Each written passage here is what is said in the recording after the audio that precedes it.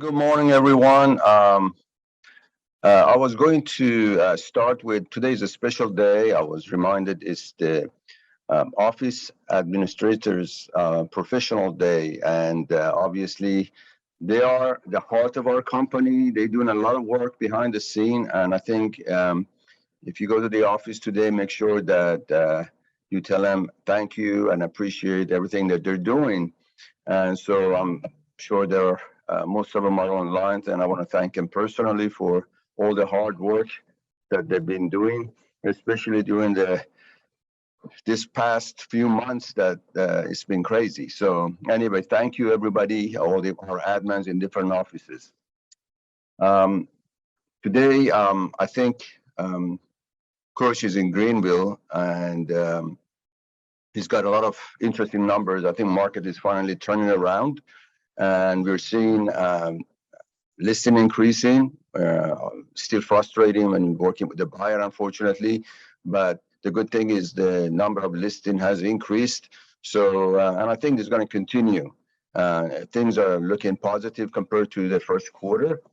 So, with that being said, I'm going to let the program start. I think Kurosh is going to share some numbers with you. Thanks, Adi. Good morning, everyone. We're just going to do a quick test to make sure that the sound and all the technology pieces is under control. Tiffany, can you hear me well? You're good, yeah. Okay, good. Give me 1 second. Let me try to share my slides in here.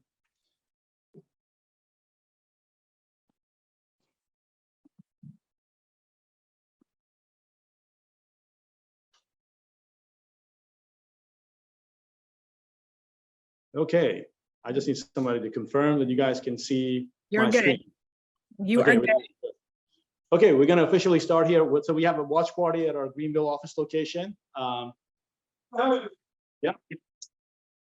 I don't have the head count, but I think we have probably about 30 people here. So we're excited to be in South Carolina today and come to you live and just talk about the market. But first, we're going to start talking about one of the hot topics. I'm sure some of you have received calls from your clients, probably some other realtors. Everybody is talking about the recent changes in the mortgage world. I try to just quickly talk about it, how it's going to impact. Honestly, this is a program that has been in the conversations for a few months. If you talk to mortgage lenders, they'll tell you that the conversations around this topic started sometimes in December of last year, January and February. We saw a lot of comments from NAR president. They were supporting it, and I think there was good intentions behind it, but don't want to make a political statement here, but it seems like more of a political decision just because of the concerns that are out there that how this program is going to be helpful for buyers in the market. But this is called the loan level pricing adjustment, and some of you have heard that it may negatively impact people with better credit score and favoring people that don't have perfect credit. It is a program that now it's rolled out by Federal Housing Finance Agency. So I'm going to put this image in there because I know a lot of people are talking about now having a good credit score is not good, and we're kind of penalizing people that they have good credit score. The idea behind this is, as all of you know, we've been having affordability issue in this country with the prices going up and the wages not keeping with that growth. We're having huge issues when it comes to homeownership and affordability. And that is the number one thing in this country, what we are proud about, homeownership. So the whole idea, the conversation with several organizations behind this was to find a way to help people that don't have the credit score that lenders are requiring these days to be able to buy homes. Unfortunately, in real world, a lot of these buyers that they want to get into these programs, they are probably going to qualify for FHA to put lower down payment in there. So it was really not a program that, in my opinion, it should have been pushed out for all the different loan programs through Fannie Mae and Freddie Mac.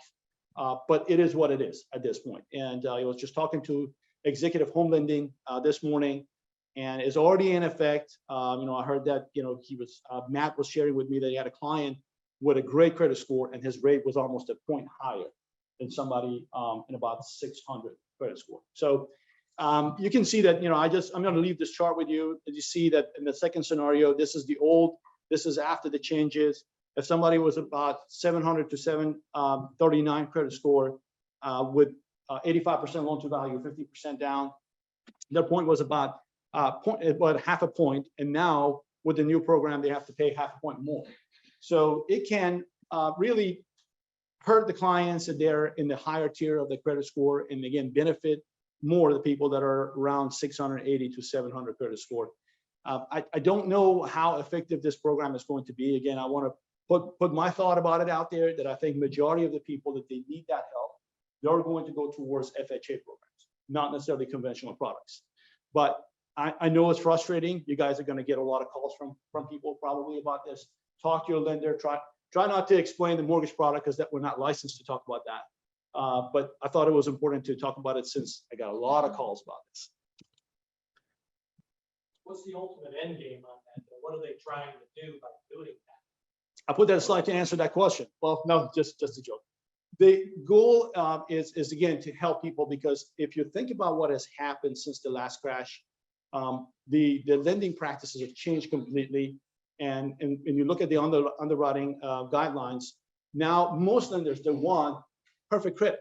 In a perfect world, not everybody has that. So if you look at the number of loans that have been originated in the past 10 years, you're going to see the average people that applied and they got a loan, their credit score was about 700. So, and that's pushing some of the people, again, that they don't have that credit score to be able to obtain a loan. And here's another thing. I think it's hard, again, to believe that this program is going to work, but there are some positive thoughts behind it. When you think about the risk for an underwriter, credit score is not necessarily the best factor to say, well, this person is in a high risk. Well, somebody with an 800 credit score, they can carry more debt and potentially default on their mortgage. So it's not always somebody with a 650 credit score, 680 credit score that is always a higher risk for the lender. They have to look at the whole portfolio and say what kind of debt they have, what are their obligations, and what kind of portfolio they have, is it risky or not. So that's why the people behind this program, they defend it that way, that you shouldn't just look at people's credit score. You have to look at, sometimes somebody with a 720 credit score is at a higher risk than somebody with 680. But I think there's nobody in this room that likes this program. It is going to make it more expensive, unfortunately, for our buyers to get that product. Lenders, they're passing this fee on to the client. They're not really taking the cost. So we're going to see that the cost for some of these borrowers is going to be about between half a point or one point more than what it is. Okay, so now we have that out of the way. That was a difficult conversation to have. Let's talk about the housing market. Have another sip of your coffee. Okay. Like Hadi said, there's good news. At the beginning of this year, if you guys remember, we talked about that our industry is at a turn, and we're definitely experiencing that every day. This is the tough time of the market. Anybody that got into real estate, I'm sure you remember that you're hearing that this is a cyclical business, right? We all remember that. But I think sometimes these cycles last a little longer to the point that we forget about it, that we're in a cyclical business. I mean, we had a pretty good run since 2009 and didn't really feel that downturn of the market. So a typical cycle in the real estate world is anywhere between 7 to 10 years. We had the last cycle that extended. And so we forgot how different this business can be in all these different cycles. So keep that in mind, that our business is always going to have these ups and downs. And again, even if you don't have the government getting involved in interest rates or changing or tampering the rates, we're still going to have the supply and demand and the cycles in our business. But the housing confidence is higher. As you can see, it kind of dropped in the second quarter of 2022. That's the chart on the right side. And now slowly coming back up. This forecast with NAR started at 4 million. So it was an improvement. They came back and adjusted at 4.4 million. When you think about these numbers, just to explain these numbers, well, this is a lot different than what we did in 2021, obviously. In 2021, we had almost 6 million existing home sales, plus the new construction in the business. So average realtor in the business is going to do probably about 2 transactions less than what they did in 2021. But we know the rule, right? 80% of the people in this business, unfortunately, they don't do the transaction. It's the 20%.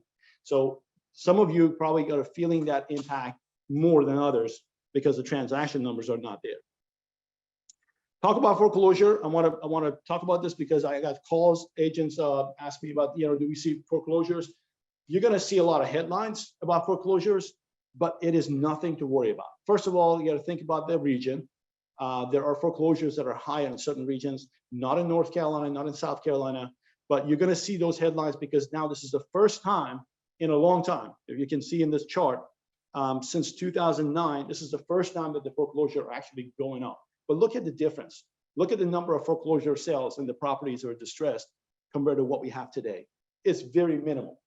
Anything that is going to get in the market, it will be absorbed in no time. So foreclosures are really not a factor in our industry right now. I wouldn't worry about this at all. Just wanted to point it out because you're probably going to see some articles on the news, on Inman, talking about foreclosures are going up 40%. Well, yeah, if it went down from 20% to 1% and it goes to 2%, that's a 100% increase, right? So don't pay attention to that. Here's some numbers for your region, just to show you. Out of 4 million homes in North Carolina, only 1,200 homes went to foreclosures in 2022. So think about it, it's one house for every 3,800 homes. Think about the math, right? South Carolina, so 1 in every 2,500 homes was foreclosed. Numbers are not there. I mean, almost non-existence. But again, be prepared. You're going to see some articles about zombie foreclosures, people that they leave their properties, the bank has to go and take over. Those headlines will be there between now and the end of the year. Inventory of existing homes. I always like to look at this because it tells us, again, going back in time and see how a market has changed. Yes, our inventory is still low. So as much as we are hearing the market has shifted, market has changed, look at what it was in 2000. Look at the level of inventory when the market, during the last crash, we had so many homes in the market. And now our level of inventory is less than 1 million homes in the country. We're nowhere close. And we're not building. If you see the red line, that is the new construction. Really not a lot of improvement in the new construction business. And, good or bad news, honesty, I think in the rate environment that we are today, the builders and the developers, so they have to borrow money and start new projects, now have a lot of projects on pause because now the funding expenses are much higher than it was. So I don't think this line is going to be any better for the rest of this year, and which means that we're going to have limited supply and we won't have any impact on the prices.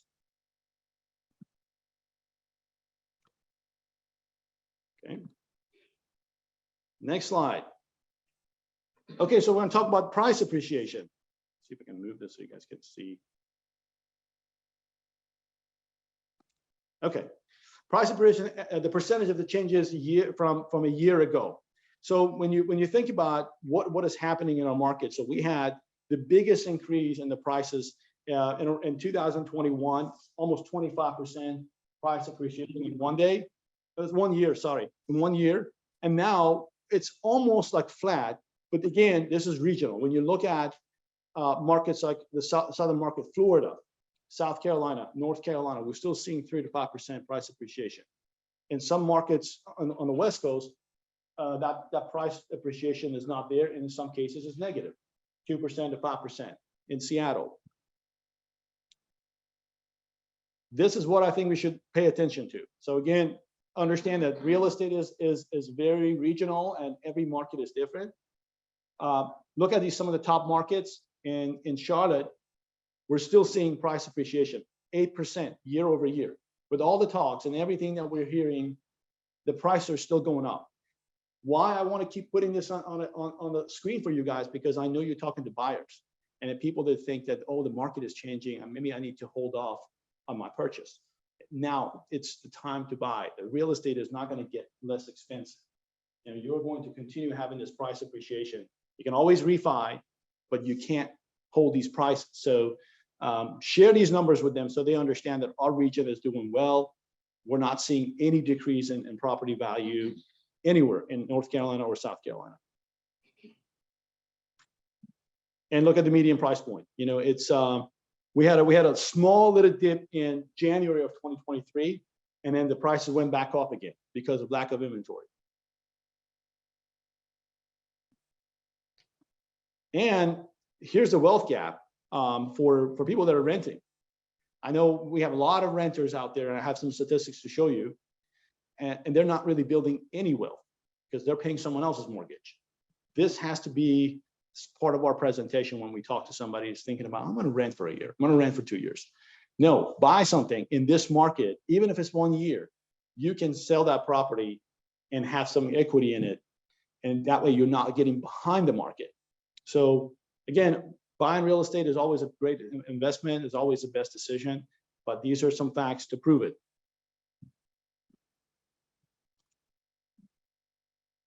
Okay, this is the existing home. So again, to show you what happened from last year, I think we hear a lot from our peers that they think 2022 first half was really good and then started getting slow.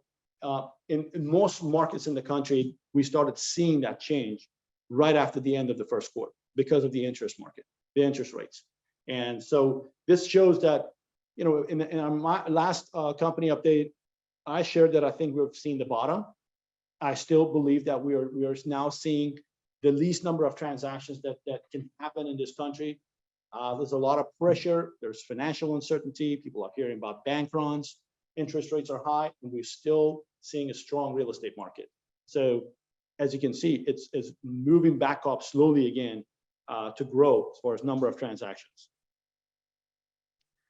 Job growth is still pretty strong. That is going to support what we do in real estate. If people don't have job growth and the income and the wages are going down, it can impact their buying power.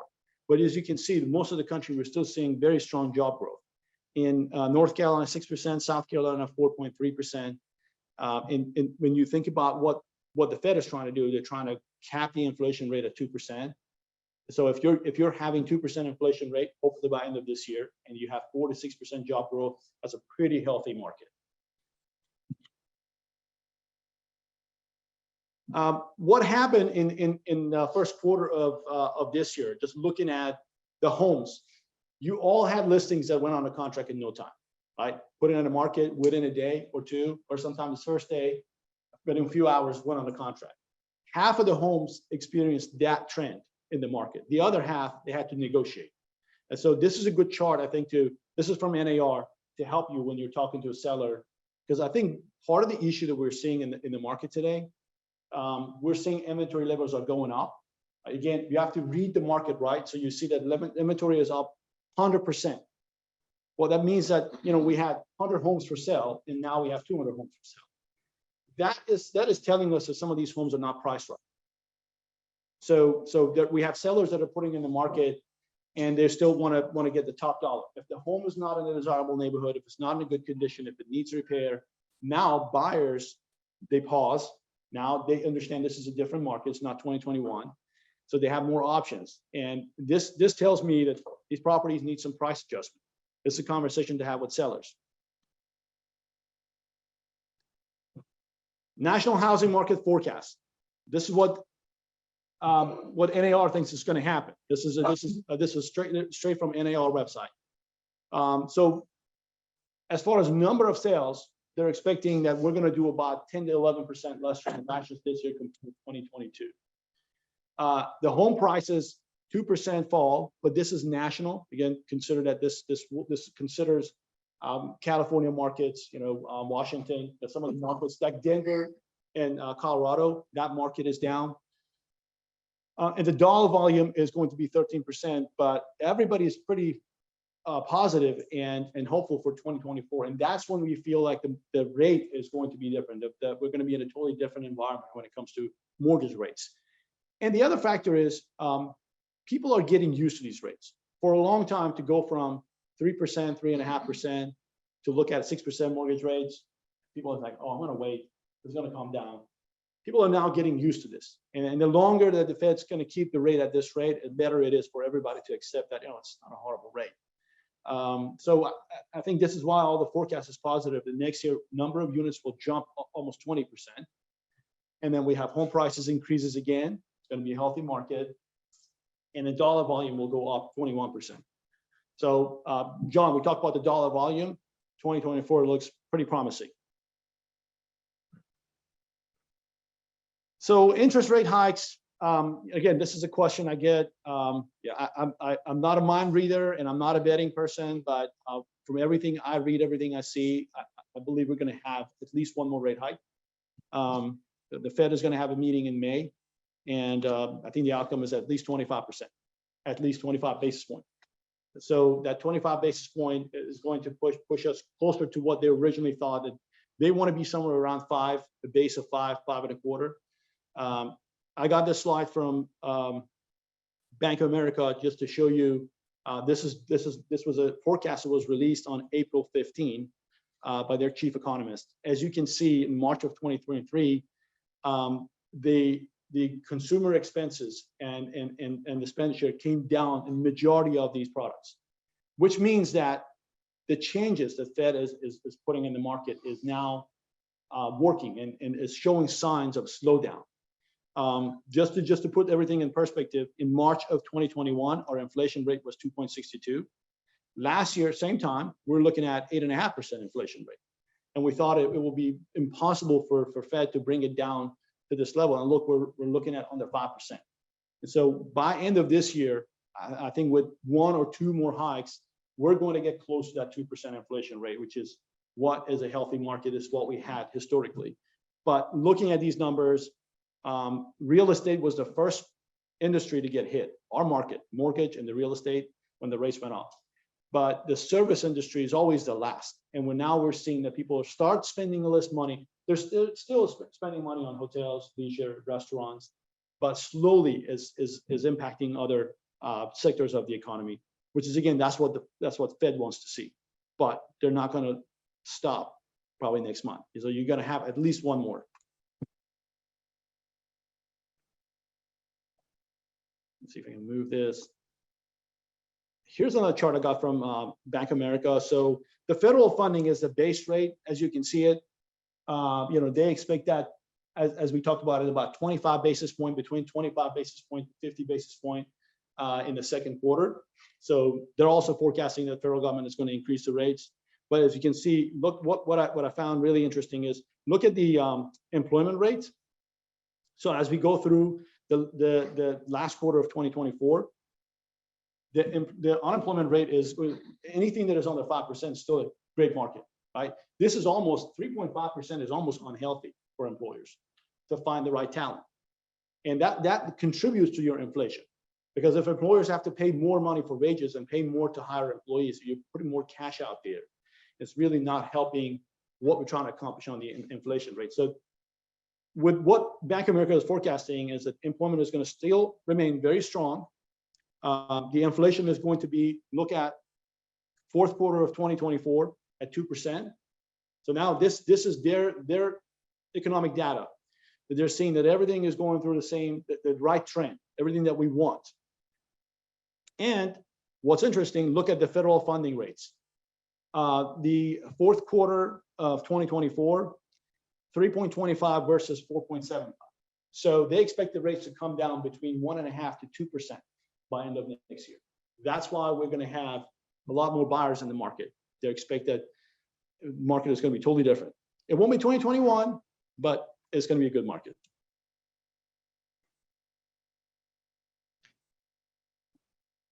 And again, just looking at, we talk about this as cyclical business.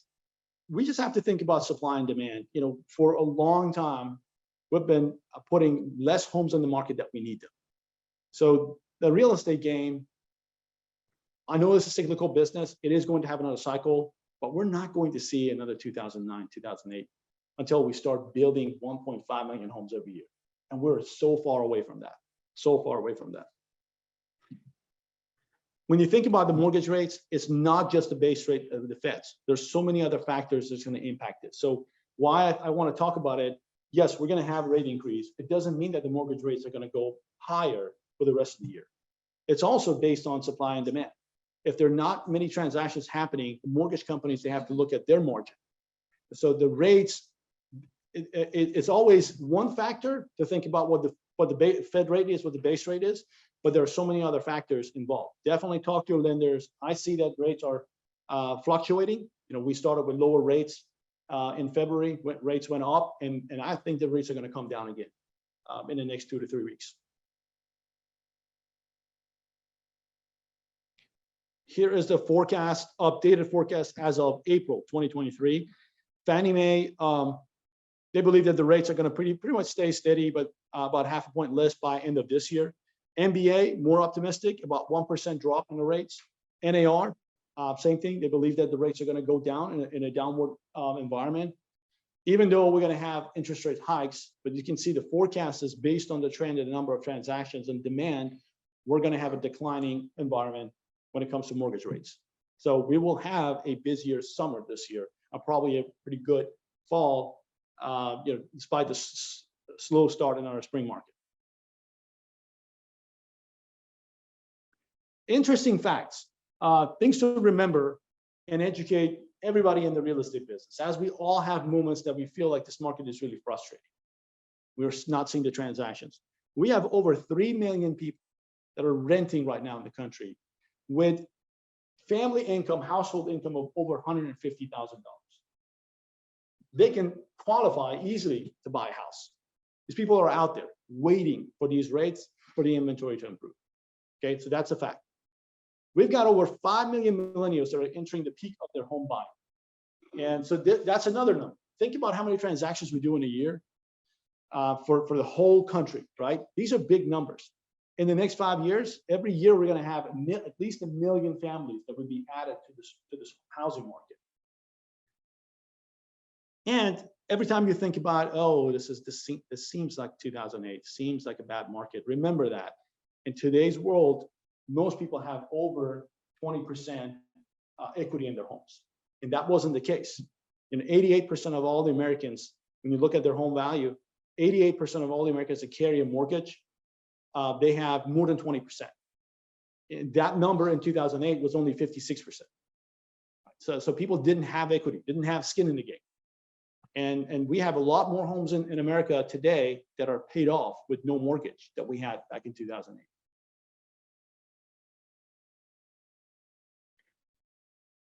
Uh, 95% of all the borrowers have a mortgage rate of under 5%. This explains the issue that we're having right now, that people don't want to give up those mortgage rates and put their homes in the market. So that is a factor for sure. 90% of mortgage borrowers have a loan to value of less than 90%. Again, that means that we're in a safe environment. Only 10% of them have 10% or less equity. And average mortgage rates of all outstanding loans are 3.6. So a lot of people refied in the 2 years that the rates were down, a lot. And now that's another factor, on top of the uncertainties in the market. Again, getting yourself ready to go from 3%, 3.5% mortgage rate to go and buy something in the 6 or 7, that's another barrier for people. So I think when the rates come down, we're going to have a lot more motivated sellers in the market. There was a study that was released on remax.net. If you guys go on Max Center, I encourage all of you to read this. This was done in a partnership with Canvas 8. It's a company's research company based in England, in London. So they did this study for Remax with Remax Group. It's 40 pages. I've got a few highlights of it, but I encourage all of you to read it. And we'll make sure that we send a link to everyone after the company meeting. I shared this with Tiffany and Anna to put on the company update. And it's pretty much like looking at the market, how the homeowners, buyers and sellers are looking at real estate market and realtors. And so how their perspective has changed. In 2020, 35%, 34% of people, they believe that the home is a safe place. They all wanted a shelter. Remember that conversation. Everybody was looking for a shelter. 21%, my home is about making my loved ones feel comfortable. And 16%, my home is my castle. And so looking 2 years later, those numbers are changing. Nobody's talking about shelter anymore, right? 26% of my home is a symbol of my success. So, I mean, it was an article last week I was looking at it, that they're asking a bunch of young people and say, if you win the lottery, what are you going to do? And 9 out of 10, they said, I want to invest in real estate. Right? Great. So now we have that notion that this is the fastest way for you to accumulate wealth. You can build wealth, buy real estate. My home needs a dedicated space for me to concentrate on my work and hobbies. So people are paying more attention to what they need. And my home, again, is my safe place. It came down from 34% to 23%. So they think differently. These stats are important to pay attention to because we understand what our consumers want, what is their priority versus what we think. Buyers and sellers, for buyers, they said they need most help with these 3 areas: researching listings, identifying wants, needs, and priorities, because they got anything they could get their hands on in 2021 and 2020. Home repairs and renovations. They want advice. They need that counseling. These are the top 3 areas for them. For sellers, pricing a home. You know, they're not relying on Zestimate. It doesn't matter what we think. This is what the consumers are telling us. They rely on the expertise of a realtor to say, come and price this house right. Understanding the process as a whole and closing, because it's a very stressful process. 41% of US buyers says that they need help most in identifying wants and needs and priorities, compared to 24% back in 2020. So those priorities have changed. This is interesting. 75% of US buyers who bought homes between basically the pandemic, early 2020, report experiencing buyer's remorse. They pay too much for the house, multiple offers, right? They just, first thing that came in the market, just get it, sight unseen. And now we're seeing that some of that is coming back. So what does it say? We have amazing opportunity to reach out to those people, because that tells you 75% of people don't love their homes. So pick up the phone and call your clients that you helped them in the past 2 years and see if they want to take advantage of this market that's still strong and get more listings. Right? This is a research done by an independent group for RE/MAX agents to understand what's happening in the market. And one of the biggest factors, so we hear about interest rates, but look, 50% of everybody that participated in the survey, they're saying that the reason they're holding off on their decision to buy a house is more because of economical uncertainties. So it's not the mortgage rate, it's not the biggest factor. There are other things. They don't like the neighborhood. You know, higher interest rates are definitely part of it, 35%. Not enough savings because the properties have gone up. And again, totally different than 2020. The market has changed. 64% of US millennials think that ethical credentials have become more important in the past 12 months. And 49% of Americans says a personal connection has become more important in the past 12 months. So in the world that people are working remote, you can't actually go to meet anyone. Everybody is on a phone and a Zoom. Now people are paying more attention. Almost 50% of people saying that I value that personal relationship. So Popeyes, you know, seeing your clients face to face, doing the things that to make sure that you stay in connection with them. This is what they're telling us their value. They don't like to go online and just randomly work with somebody they never met and there is no connection. Let's talk about commercial a little bit. We have a good number of commercial brokers in our network of offices from Charlotte all the way to Wilmington, South Carolina, and Myrtle Beach. The commercial market is always like a year behind, about 12 months behind residential as far as the trends. So we started seeing that downturn last year in the residential market around April or May. The commercial is now feeling that slow trends in the business. And main reason for that is the higher interest rates. And the fact that people are working remotely, they don't need the same square footage. So here's, I don't know if you guys are following the news, but Google is known as a company to have the best workspace, you know, most flexible. They spend a lot of money. They're spending about $500 million to get out of their office space because people don't need to be in that space. They can work remotely. So that's going to put a lot of square footage out there when it comes to commercial. Over $1.5 trillion of commercial loans will mature by 2025. So hopefully by 2025, we're going to be in a better rate environment. But in the next 2 years, as these properties, the loans mature and people have to refi commercial properties, they have to look at much higher interest rates. So it is going to slow down the commercial real estate. But again, keep in mind, that's a regional, there's a local and regional business. Office sublease, I would say, is going to feel the biggest pain because we have a lot of companies that are not renewing their leases and they're going to the hybrid work environment. Look at the office sublease because it's doubled as far as what's in the market. The industries that they have most vacancies and availability for sublease, it starts with technology. Tech companies are laying off a lot of people. They don't need that space. Next is finance and insurance, business professionals, education, health, manufacturing, retail trade, energy, and then all the way to the end, legal services and telecommunications. But yet what we are hearing and we're seeing on the news is mostly about tech companies, that they're not keeping the same number of people they had before. Let's talk about RE/MAX collection quickly, the luxury market. How many of you have, here in this room in Greenville where I am, how many of you have the CHLMS designation? Anybody? Okay, so good thing that we have this opportunity to talk about it. RE/MAX headquarters is hosting a luxury forum every year. This year, the forum is going to be hosted in New Orleans. I have the dates in here. If you didn't get the invitation on your RE/MAX email, let us know. We're going to make this link available to everybody. You're going to need your RE/MAX email address and your password to Max Center to be able to register. Highly recommend if you consider yourself a luxury agent, this is the event that you don't want to miss. You go to this event and network with a large group of RE/MAX luxury brokers. So it has amazing referral opportunity, but you also learn about marketing ideas, what companies they use, what new products they're using, video techniques. There are a lot of vendors that they're going to be there. So I'm planning to go there because I like to learn more about what RE/MAX can offer.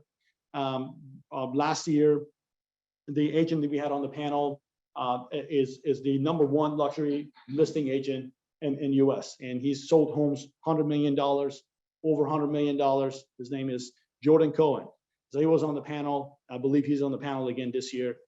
It's a great event. But another thing I want to talk to you about this luxury forum, you can, if you go to this 2-day seminar, on the second day, you can attend a class.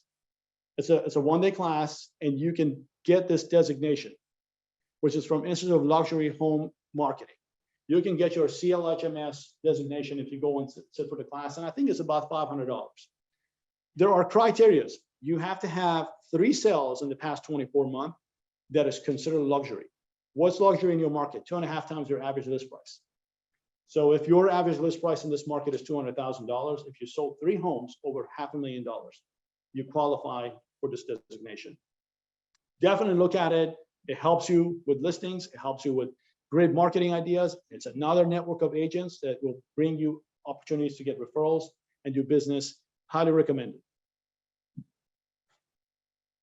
And here's a quick snapshot of the luxuries data, what's happening in the luxury market. And I got this from CHLMS. So they provide a lot of data to their members.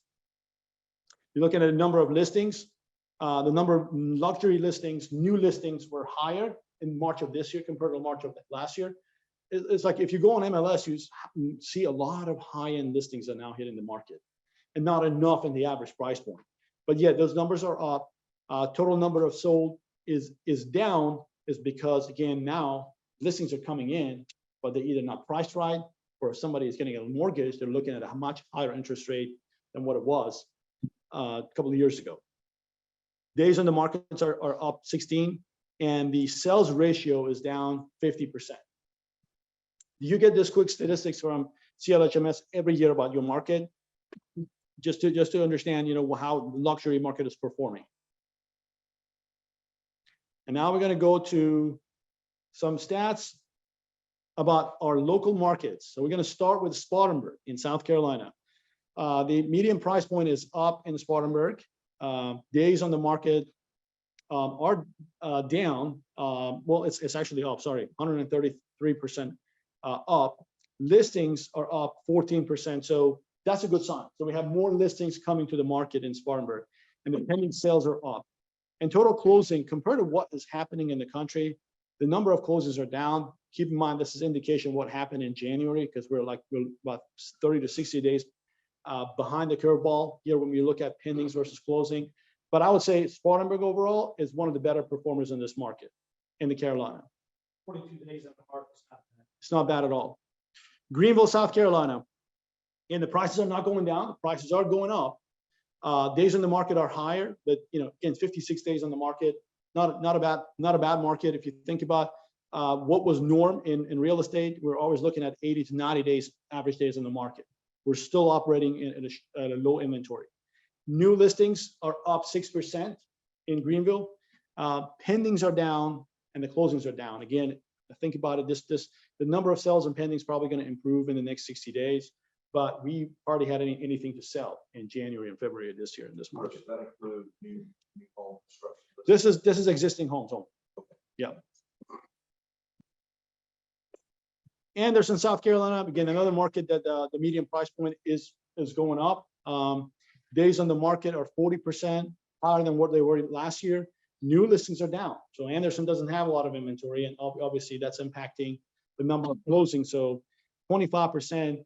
That is what we're seeing in majority of the markets in North Carolina, 25% down in number of closings year to date. Myrtle Beach is on fire. Almost 19% price appreciation again in 1 year in average prices. Now, days on the market are higher because these prices are going up. The average price point, the median price point in Myrtle Beach is now close to $480,000. New listings are down and the closings are down 3.5%. Now, Myrtle Beach and North Myrtle are two different markets. I think we do have a slide for, yeah, here we go. So North Myrtle has a higher average price point. They had a small decline in median price point. And again, days on the market, those are higher price point homes, higher 145 days.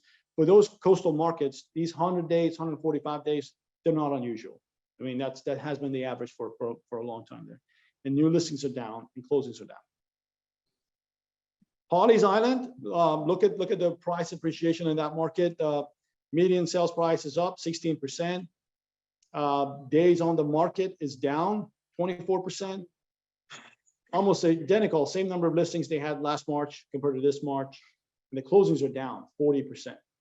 So not a good start for the first quarter, but definitely our Pawleys agents are seeing a lot of activity for the second quarter. Starting April, started much better.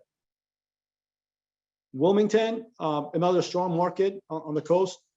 Days on the markets are up. New listings are down 6%.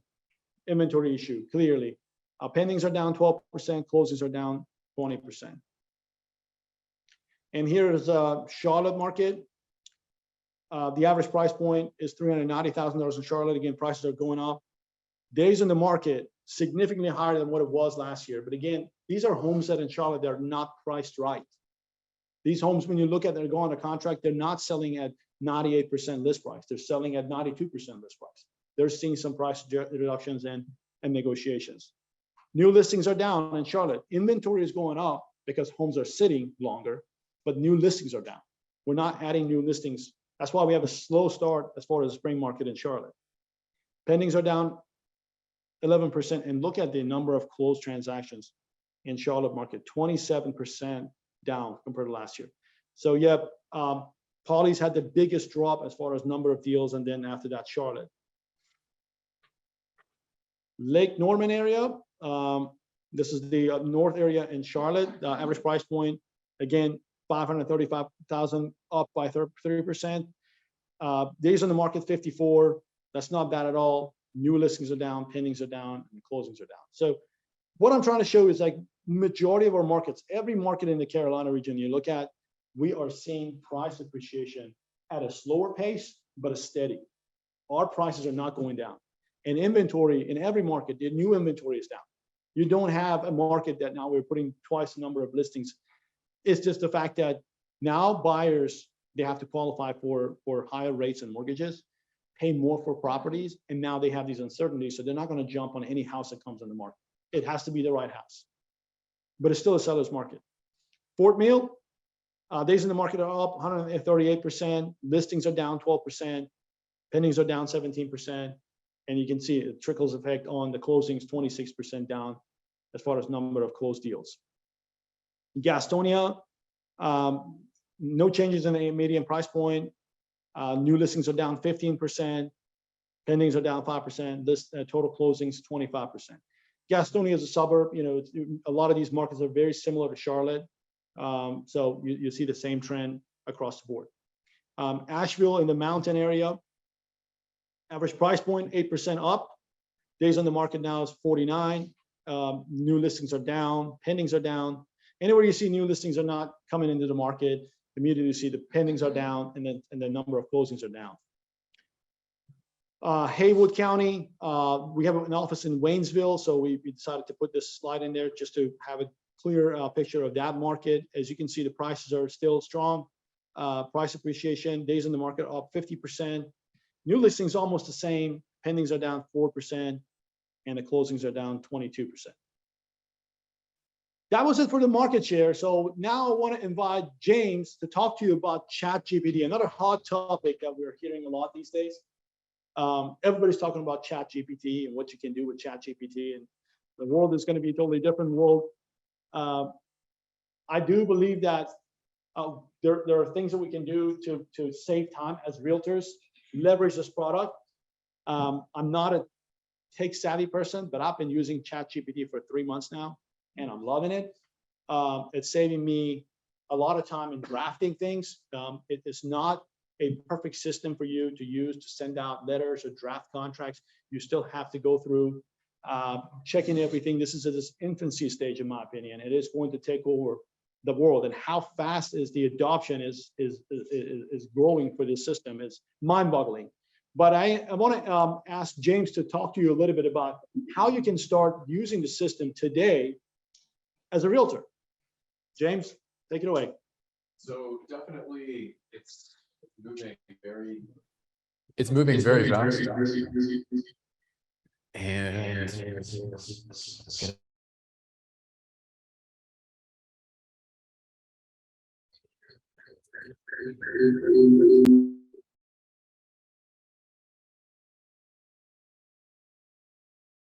You gotta turn the volume down in Greenville.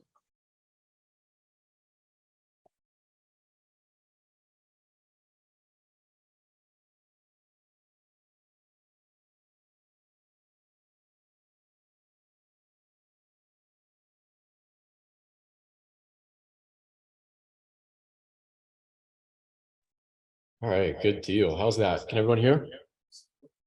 Yeah, Yes, that's there it. is still an echo. All right, give me 1 sec. I'll get the remote.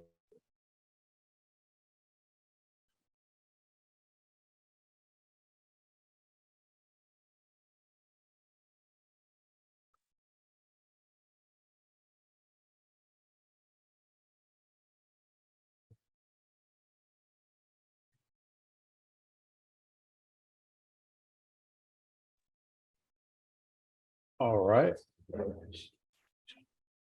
How's that, guys? Can you hear? All right, good deal. So I'll do a share screen here. Good, desktop. Awesome, good deal. And then Haley, can you give me a quick thumbs up that you can see? Okay, good deal. So as Karush said, this is not perfect for sure, but it's definitely a good way to get any writer's block out of the way, because sometimes that's the biggest thing that can slow us down, is just getting started. And quick show of hands, who has used ChatGPT? Okay, all right, this is good. All right, so for this, to start off, it's free, and definitely all you need is to ask it a question and it'll answer for you. So I've got one that's on here. We use it all the time for listing information when we're pulling it for videos.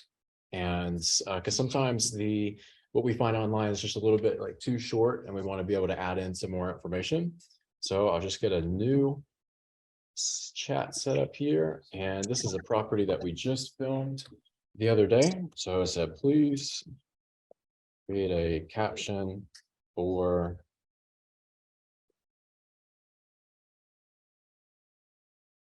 and it'll take it away for me. And so the big thing is to let it do the work for you.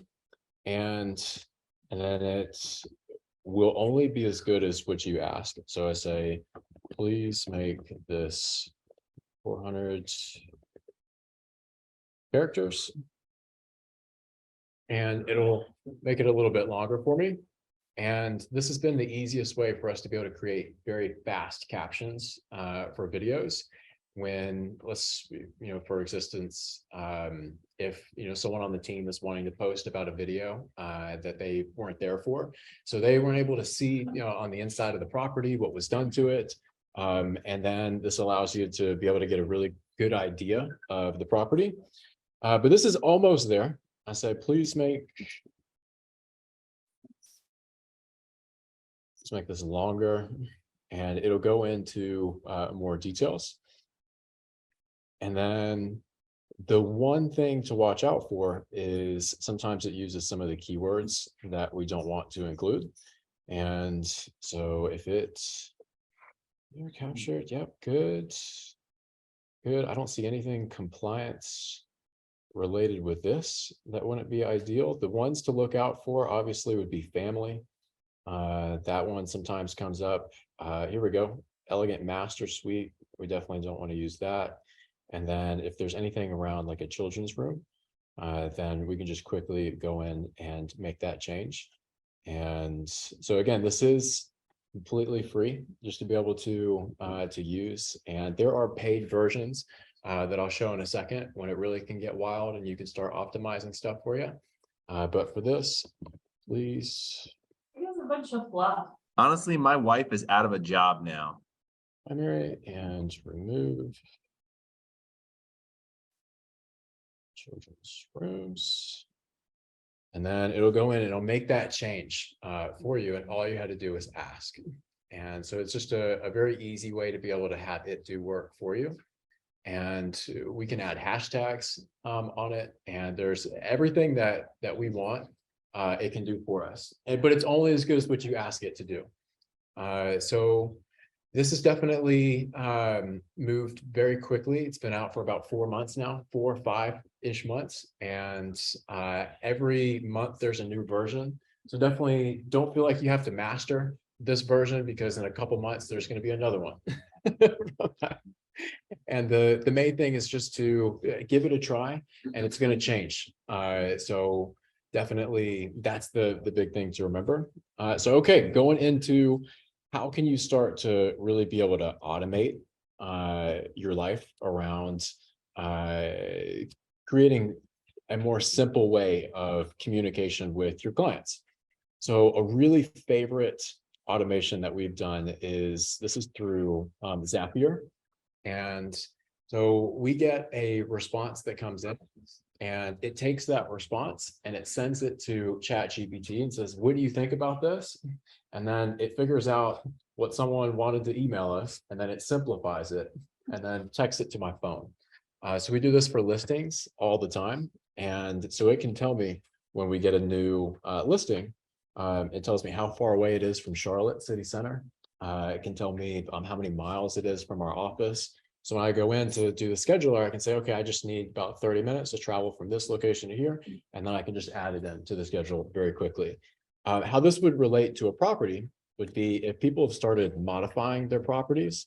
And I've seen these forms. So this is not perfect. This is just a simple example of taking this address here. And I have added a large guest house with a pool. And this neighborhood is peaceful. And okay, cool. So this is something that I could send out. If I was an agent, I could send it out to a client. And this just did the work for me from being able to add in what was done to the property. And so this is going through this process right here. It goes in, there's a new form submission. through Google Forms, completely free. It sends the prompt to ChatGPT. And then I said, please create a 400 character caption about the following property. Please add in the following information. And then how far is this property from Charlotte's city center? It goes in, you can create the different sensitivities. You can tell it how creative that you want it to be. And then it'll email. And then it'll text me all of this. So this takes a few minutes, but probably here, let's add it in. Let's see. Come on. There we go. Cool. So right into there. This gives it all the information that I need. 20 miles from Charlotte. And then it gives a very quick description of the property. And then you'll be able to see in any of the additions that were added in. It's all in the caption here. So this is just a quick example of, this is only limited by what I asked it. I created a very simple example for today, but this is something that you can give it 10 questions, you give it 15 questions, anything that would make your life easier, you can have GPT figure out for you. So I know that KV Core is coming out quickly, and it's going to be able to have a lot of the AI incorporated in it. But this would be considered a teaser of what there are some life-changing abilities for AI. So this goes into here. And then so the next one that I really, really love that's AI oriented is Fireflies.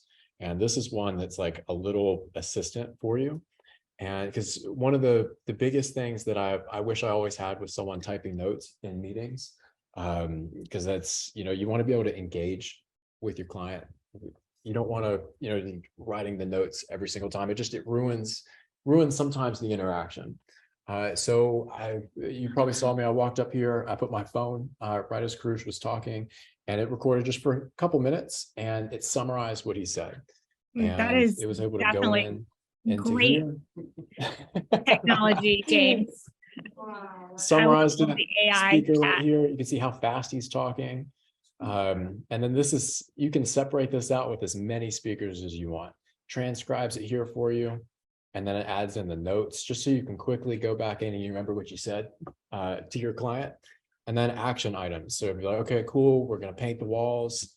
Okay, we're going to change the cabinets. It just helps you remember, oh yeah, I said we were going to do that to the property. So it's like a little assistant. And I think this one's like $20 a month, but versus, thousands, for somebody to type it up for you. This is great. I'll take it. Yeah. And if I wanted to create a caption with this. So it's Great called information, Fireflies. James. I'll scroll down just so you can see the URL. Yeah. So if you go fireflies.ai. That is incredible information, James. So We really we're- appreciate you sharing all of the ChatGPT information today. The Fireflies is definitely incredible. You could even use it if you're on a listing appointment, talking about what you need to do on the listing and sharing it. So ChatGPT and AI technology is something we will continue to use and enhance as we progress. Anna and team will definitely be providing more in marketing minutes and other pieces on ChatGPT. So that is pretty incredible information. We appreciate James as always. And wanted to move forward with a couple of updates for you guys and share information. This month is Fair Housing Month. If you have not done something relative to fair housing this month or thought about it, I would consider taking the Fair Haven. If you go to NAR, it gives you basically a simulation. You can do one at a time, which is 5 to 10 minutes. And it gives you some information on what your biases might be, some things you need to think about. And just at RE/MAX Executive, we believe fair housing is extremely important. And we want to make sure that you are taking every step that you can to be compliant with fair housing. So Fair Haven is great. I have done it multiple times, and it's exposed things that I had no idea that I was even doing that I should have done differently. One thing I will say with ChatGPT is if you are using it, make sure you're checking for fair housing violations, because it's your responsibility regardless of how you're utilizing the information. And as Jason noted in the comments, On ChatGPT, you need to make sure that if it's popping up square footage, bedrooms, baths, that you are double checking that work. ChatGPT does a fabulous job, but you in the end are responsible for what you post. So please make sure you're taking every account to do that. And as we're moving forward here, I want to let you guys know we have a new affiliated business arrangements disclosure. It will be coming out soon, so you can look for it in SkySlope. We will also be sharing it in Real Estate Agent portal. It is just updating our information. It's pretty standard. And then I also wanted to remind you guys all, if you have not thought about donating to be in Realtors Political Action Committee, that you should be thinking about RPAC. I'm going to be sharing more information with you. Some of the things that we will be seeing coming up are a number of different events. So please don't forget to think about Realtors Political Action Committee. The other component that I will share is that we will be rolling out KV Core soon. Look for more details. If you agreed to be a beta tester, we have reached out to you, Anna has, and we will start meeting soon. We are being very diligent in making sure we're not going to provide too much information, as all of you guys are really focused on selling right now. We know it's our busiest time of season and we don't want to get in the way of that, but there are several pieces that we think you'll really like. KV Core Presents is one of them, some of the boost functionality and smart numbers. So we will provide it to you in bite-sized feed so that you can figure out what you want to use and get started, and you don't have to do it all at one time. So with that being said, and with it being 11 o'clock, we want to thank everybody for attending today. Thank you, James, for ChatGPT. Thank you, Karush, for the great updates. And again, happy Professional Admins Day. Thank you guys for all you do. And thank you, agents, for tuning in today. We appreciate it and look forward to hearing anything you'd like to know for our next company update. Thank you, guys.